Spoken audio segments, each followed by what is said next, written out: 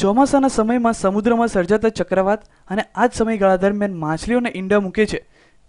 તેમજ બચ્ચાઓને જન્મ આપે છે,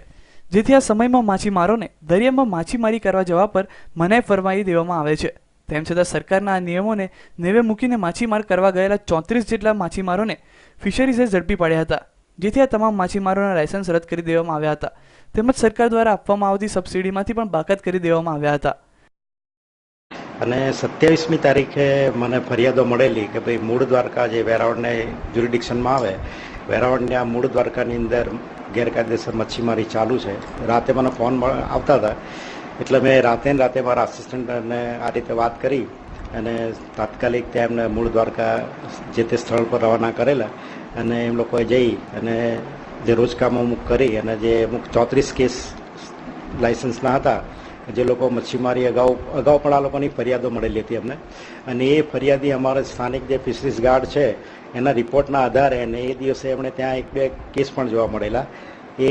કરીને લગભગ 34 જેવા લાયસન્સો માછીમારોના અમે રદ કરેલ છે, સ્થગિત કરેલ છે। માછીમારોને અમે અવારનવાર આ રીતે મચ્છીમારી નહીં કરવા માટે થઈને અમને અવેરનેસ પ્રોગ્રામ પણ કરીએ છીએ કે ભાઈ આપણે જે બંધ સિઝન હોય છે, બંધ સિઝન એ ચોમાસાની દરમિયાન માછીમાર માટે પ્રજનનની ઋતુ છે અને એ લોકો જો મચ્છીમારી ના કરે તો ભવિષ્યમાં એમના માટે જ આ એક બેનિફિટ થવાનો છે, એટલે એ લોકોને અવેરનેસ પ્રોગ્રામ કરીને એમને અવારનવાર અમે તાલીમની અંદર પણ આ બધી વસ્તુ સમજાવીએ છીએ કે ભાઈ તમે આ રીતે ગેરકાયદેસર મચ્છીમારી ન કરી। છતાં અમુક કિસ્સાની અંદર મૂળ દ્વારકા છે કે એવા થોડાક રેર કેસ બનતા હોય છે જે અમે પ્રિકોશન લઈને અટકાવી દીધેલા છે અને આજની તારીખની અંદર એવો કોઈ પણ કેસ નથી આખા વિભાગની અંદર કે જે ગેરકાયદેસર મચ્છીમારી ચાલુ હોય। આ ઘટનાને પગલે પ્રકૃતિ પ્રેમીએ પણ બળાપો વ્યક્ત કરતા જણાવ્યું હતું કે જો આ રીતે 12 માસ માછીમારો દ્વારા માછલીઓ પકડવાનું ચાલુ રહેશે તો આવનારા સમયમાં તેનું મૂલ્ય માછીમારોને જ ચૂકવવું પડશે।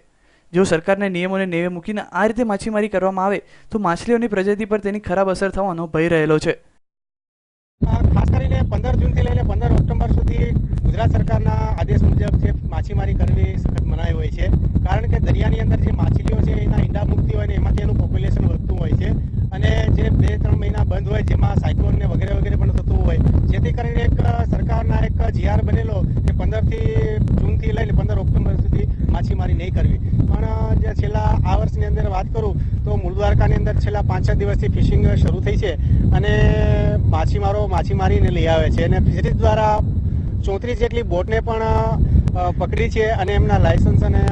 દંડની પણ જોગવાઈ કરી છે। પણ આ બધાની પણ પરવા કર્યા વગર માછીમારો આજે પણ ફિશિંગ કરવા ગયેલા। મને લાગે છે કે જો આવી રીતે કાયદાનું ઉલ્લંઘન થતું રહેશે અને આવી રીતે જે અત્યારે બ્રીડિંગ સિઝન છે એની અંદર પણ જો માછલીઓ મારશે તો આ માર છે સમગ્ર ગુજરાતના લોકોને ભોગવવો પડશે, કારણ કે જો જે સમયમાં માછલીઓનો ગ્રોથ વધવો જોઈએ એ ગ્રોથ નહીં વધે અને આવી રીતે 12 માસી જો સિઝન થઈ જશે તો એક દિવસ આ પર્યાવરણ માટે અને આ જીવસૃષ્ટિ માટે પણ બહુ મોટું મુશ્કેલ થઈ શકે છે એવું મારું માનવું છે। જોકે હાલ તો ફિશરીઝ દ્વારા આવી માછીમારોને ઝડપી પાડવામાં આવ્યા છે, તેમ છતાં પણ કેટલાક માછીમારો દ્વારા સરકારના નિયમનું ઉલ્લંઘન કરવામાં આવી રહ્યું છે અને પ્રકૃતિને હાનિ પહોંચાડવામાં આવી રહી છે। Bureau report, news online, Gir Somnath.